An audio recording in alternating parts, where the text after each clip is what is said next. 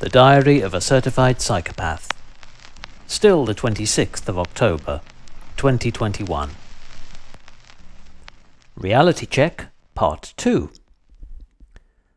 A location-inspired title and the closest match I could find during a rushed Tuesday sign-off, though again, from a dimensional standpoint, fact measures up a shade shorter and lower than fiction, respectively by a distance of 0.1 kilometers and 2 meters of elevation.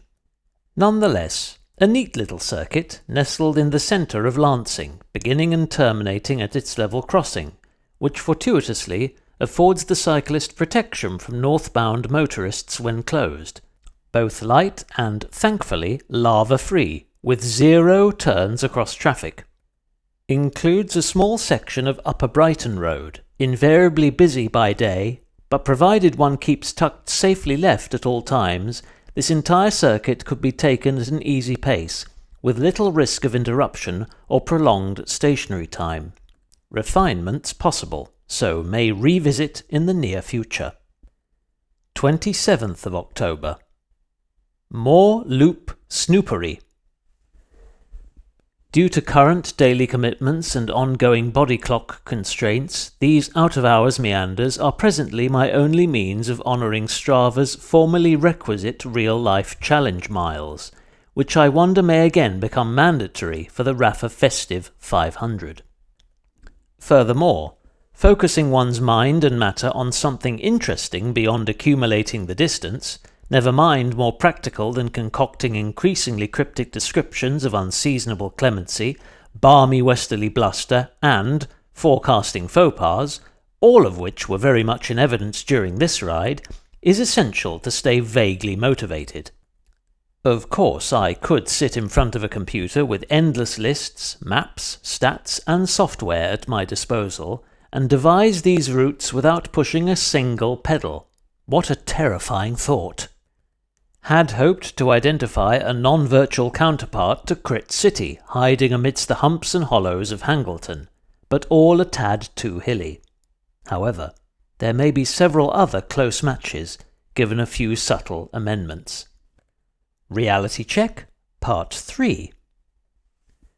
Shoreham Beach's intricate network of roads is a mini-mecca for walkers, ramblers, runners, cyclists and coffee shop crawlers of every conceivable discipline, be it for recreation, general exercise, or structured training, as is the case for several local racing teams who employ a multitude of loops throughout the year to maintain their fitness and prepare for a variety of events.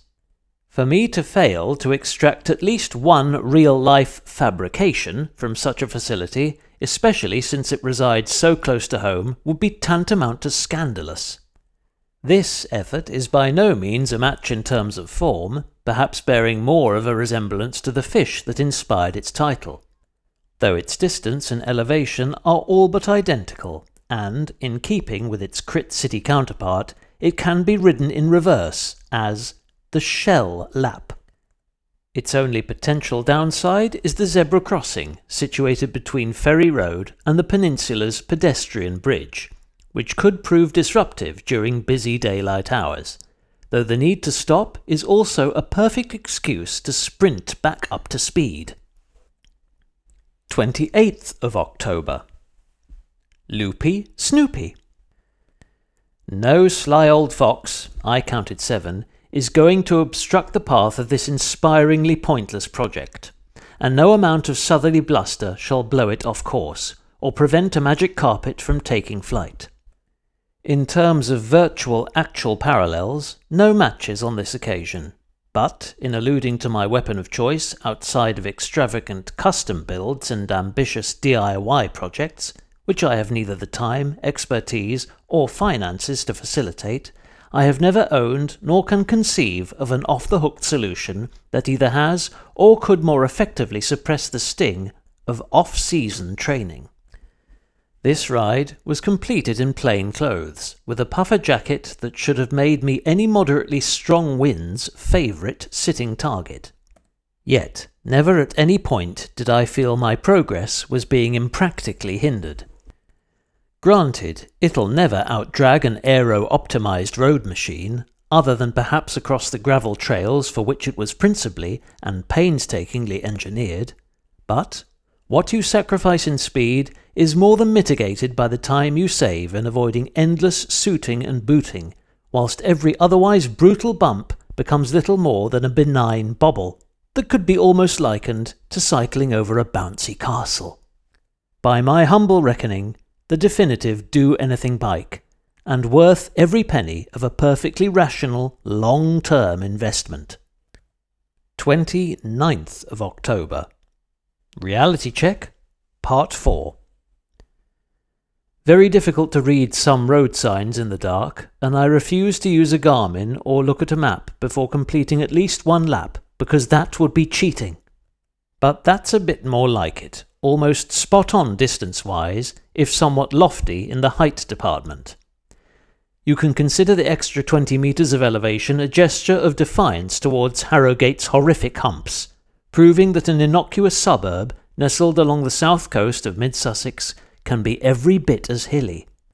The section running down Hangleton Valley Drive boasts broad, sweeping corners and a silky smooth surface, regardless of your suspension setup, whilst the full circuit is traffic light free with only 2 potentially hazardous junctions, which should always be approached with caution, but aren't likely to excessively hamper the flow outside of work and school runs. Like Beachtown Barracuda, the loop has an inverted twin, which I propose to christen the Poochie Estate.